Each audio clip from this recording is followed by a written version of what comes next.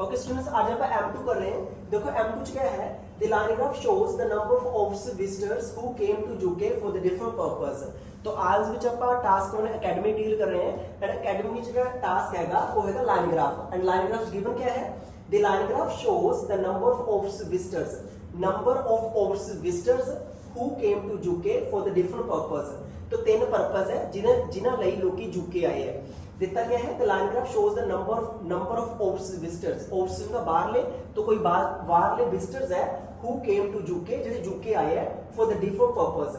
तो तीन पर्पस ਦੇ ਲੋਕਾਂ ਨੇ यूके विजिट ਕੀਤਾ ਐਂਡ ਜਿਹੜਾ ਦਿੱਤਾ ਗਿਆ ਹੈ ਅਲੱਗ-ਅਲੱਗ ਈਅਰਸ ਚ ਐਂਡ ਜਿਹੜੇ ਵਿਜ਼ਿਟਰ ਲੋਕੀ ਆਏ ਹੈ यूके ਵਿੱਚ ਤਿੰਨ पर्पस ਲਈ ਉਹਦੇ ਦਿੱਤਾ ਗਿਆ ਹੈ ਉਹਦਾ ਨੰਬਰ ਦਿੱਤਾ ਗਿਆ ਨੰਬਰ ਆਫ ਵਿਜ਼ਿਟਰਸ। ਨੰਬਰ ਮਤਲਬ ਕਿੰਨੇ ਲੋਕਾਂ ਨੇ ਉੱਥੇ ਵਿਜ਼ਿਟ ਕੀਤਾ ਐਂਡ ਜਿਹੜਾ ਨੰਬਰ ਕੱਚ ਹੈ ਵਿਜ਼ਿਟਰਸ ਇਨ ਮਿਲੀਅਨ ਦੇ ਵਿੱਚ ਲੋਕੀ यूके ਆਏ ਹੈ ਐਂਡ यूके ਜਿਹੜਾ ਮਿਲੀਅਨ ਦੇ ਵਿੱਚ ਆਏ ਹੈ ਉਹ ਤਿੰਨ पर्पस ਲਈ ਆਏ।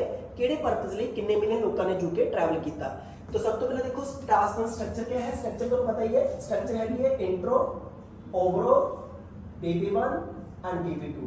तो स्ट्रक्चर की गल करिए टास्क वन स्ट्रक्चर है इंट्रो, ओवरऑल, BP1, BP2। सब तो पहले इंट्रो।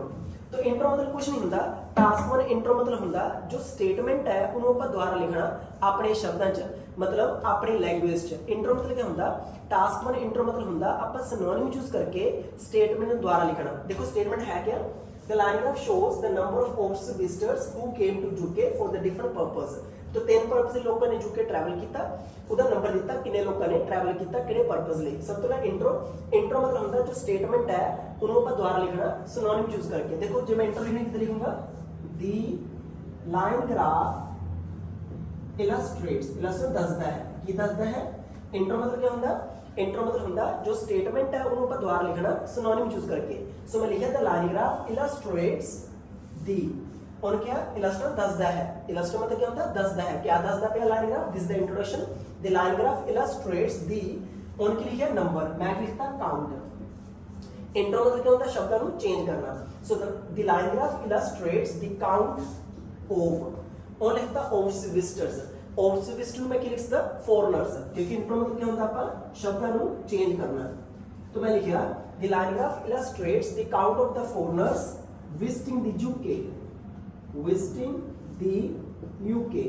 देखो मैं उधर इत्थे आना सीगा who visited the UK, ठीक है ना। मैंने इंट्रो ਚ who ਆਣਾ पसंद नहीं, ਤੁਹਾਨੂੰ पता है ग्रामर ਦਾ ਇੱਕ ਰੂਲ ਹੈ, ਇੱਥੇ ਆਣਾ ਸੀ who visited the UK, who visited the UK, ठीक है। तो लाइन ग्राफ की शो करेगा the line graph illustrates the count of the foreigners who visited the UK, जिन्होंने UK विजिट किया। पर मैंने इंट्रो छू लेना पसंद है नहीं, तो जो मैं हूं कटना होता है वरना मैं ing ला सकता, तो इन्हें सिंपली लिखा जा सकता the line graph illustrates the count of the foreigners visiting the UK for holiday, business and for meeting किथ एंड किन्स, किथ एंड किन। तो फ्रेंड्स एंड रिलेटिव में की लिखता मैं किथ एंड किन। इंट्रो मतलब अपन सिनोनिम यूज करेंगे। So the line graph illustrates the count of the foreigners visiting the UK for holiday, business and for meeting kith and kins over। तो 1999 लेके 2009, 99, 10, 99 एंड 2009 मतलब कितने साल बन गए 20 साल। 10 सालों को 1 डेकेड कहने, 20 सालों को 2 डेकेड कहने। So over 2 decades from 1999 to 2009। तो सिंपल इंट्रो मतलब कुछ नहीं है, सिंपल इंट्रो मतलब है जो स्टेटमेंट है वो ਆਪਾਂ ਦੁਆਰਾ ਲਿਖਿਆ ਆਪਣੇ ਸ਼ਬਦਾਂ 'ਚ। तो इंट्रो क्या बन गई द लाइन ग्राफ illustrates, और लिखा नंबर, मैं लिखता काउंट ऑफ, और लिखता ऑफ विजिटर, मैं लिखता foreigner visitors visiting the UK for holiday, business and for meeting किथ एंड किन ओवर 2 decades फ्रॉम इन्ने टू इन्ने। That is the introduction. तो बाद क्या आएगा ओवरऑल। देखो ओवरऑल की गल करिए, ओवरऑल को बाद च ओवरऑल लिखना, तो मैं सीधी बीपी बना रहा हूं। ओवरऑल को बाद जिससे करांगे इंट्रो मतलब ओवरऑल आएगा ना, मैं सीधे बॉडी पैराग्राफ बना रहा हूं। देखो BP1 BP2 की गल करिए, हुन BP1 BP2 की गल करिए तो विजिटर्स का च मिलियन च, ਇਹਦਾ मतलब ਕਿਹੜੇ ईयर च किन्ने मिलियन लोगों ने ट्रैवल किया किहड़े पर्पस ਲਈ। ਹੁਣ देखो जे ਆਪਾਂ BP ਦੀ ਗੱਲ करिए, सो it is clearly seen that, तो BP1 में डील कर रहे हैं, ठीक है ना।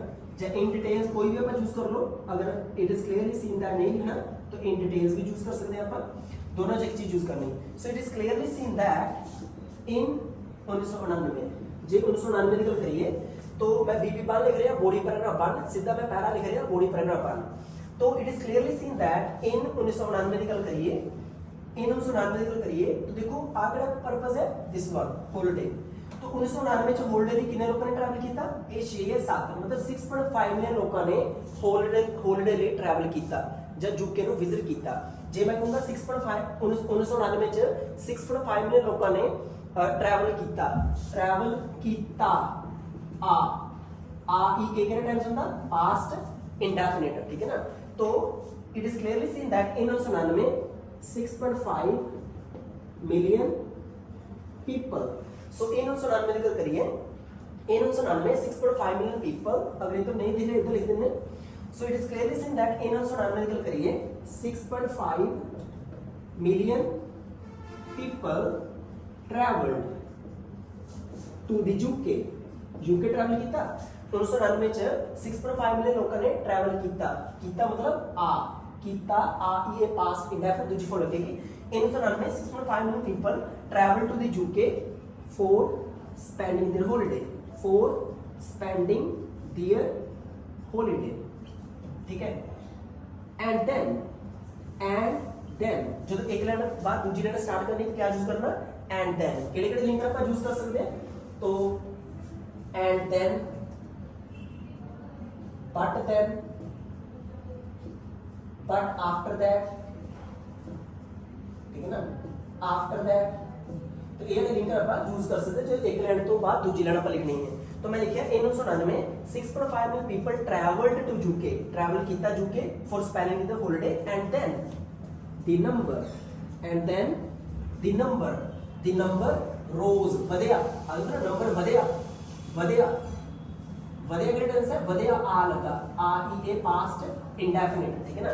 एंड देन द नंबर रोज कितना बढ़िया, एंड द नंबर रोज कितना बढ़िया, इनको रैपिडली लिख सकते हैं, the number rose rapidly and peaked at. So मैं लिखा in 1999 6.5 million people travel to the UK for spending the holiday, and then the number rose rapidly, the number rose मतलब बढ़िया, कितना बढ़िया, रैपिडली, एंड पीक्ड एट, कितने पहुंच गया, peak मतलब चोटी पे पहुंच गया, कितने पहुंच गया, 9 million.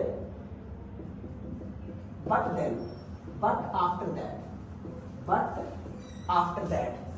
That reach in same level, फिर वही जगह पे आ गया। देखो ना अलग-अलग आप जो बार बार इधर नहीं करना, इट इंक्रीज्ड मैं लिखा in 1999 6.5 million people travel to the UK, travel किया मतलब पास्ट टाइम दूसरी फॉर्म आती for holiday, and then the count rose rapidly, the count बढ़िया, रोज रैपिडली कितने बढ़िया, 9 मिलियन तक, rose rapidly and peaked at, ठीक है ना, rose rapidly and peaked at कितने पहुंच गया, 9 million. But after that slipped back,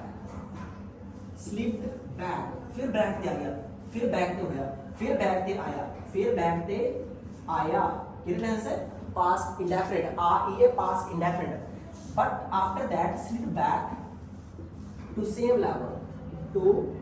same level in केड़ा जे रहे थे, दिस इज केड़ा जे रहे थे, केड़ा जे 2004, इन 2004।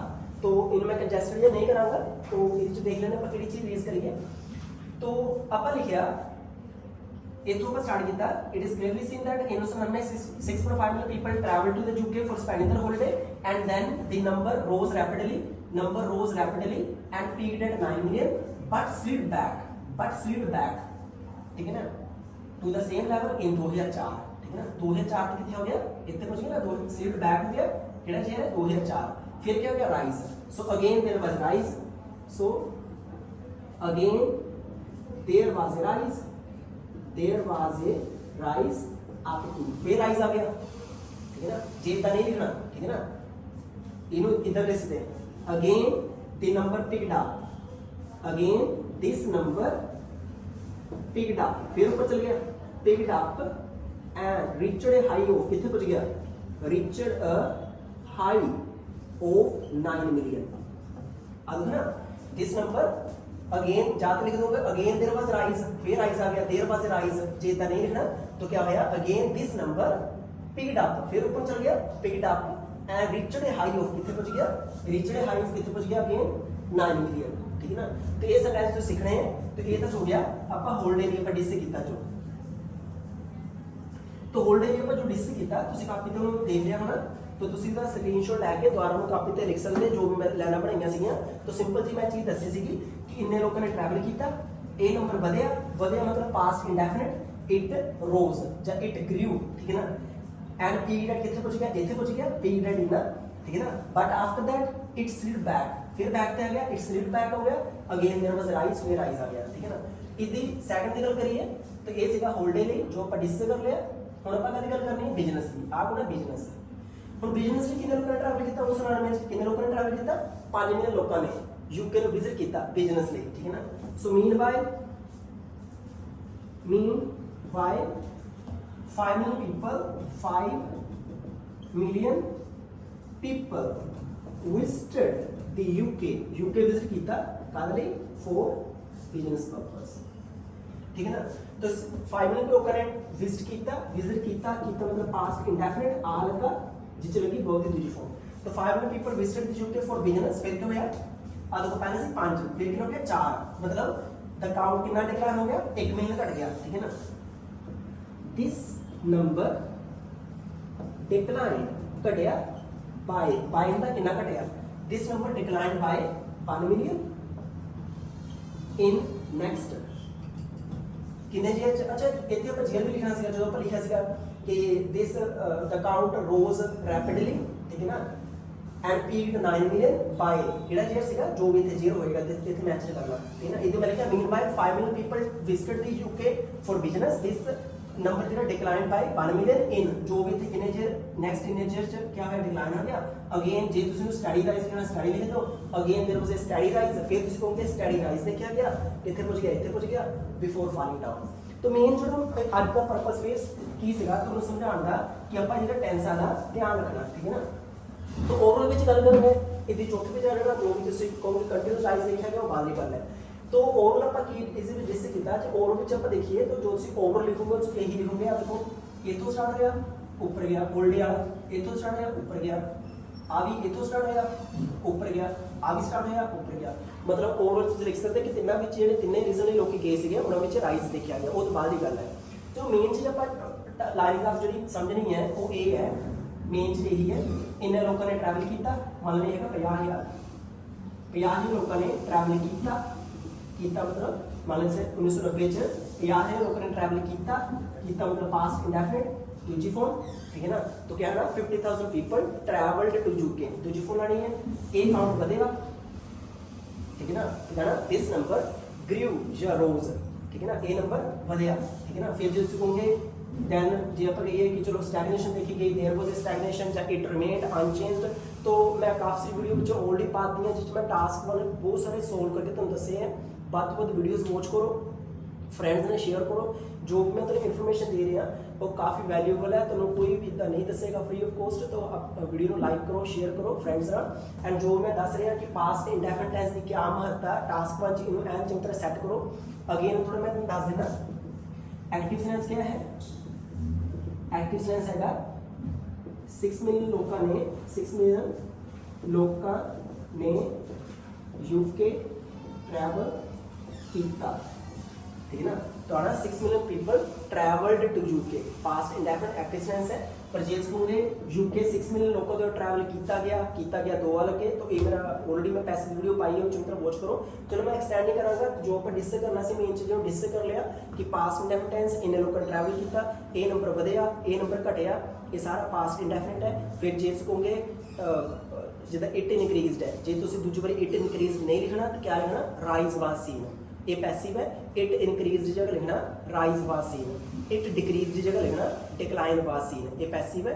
तो जो भी कराया चंगी तरह तुम अपने इनफॉर्मेशन सैट करो वधिया तरह। लिंकर जो मैं दसे है जो एक लाइन तो बाद दूजी लाइन अटैच करनी कि लिंकर यूज करने हैं।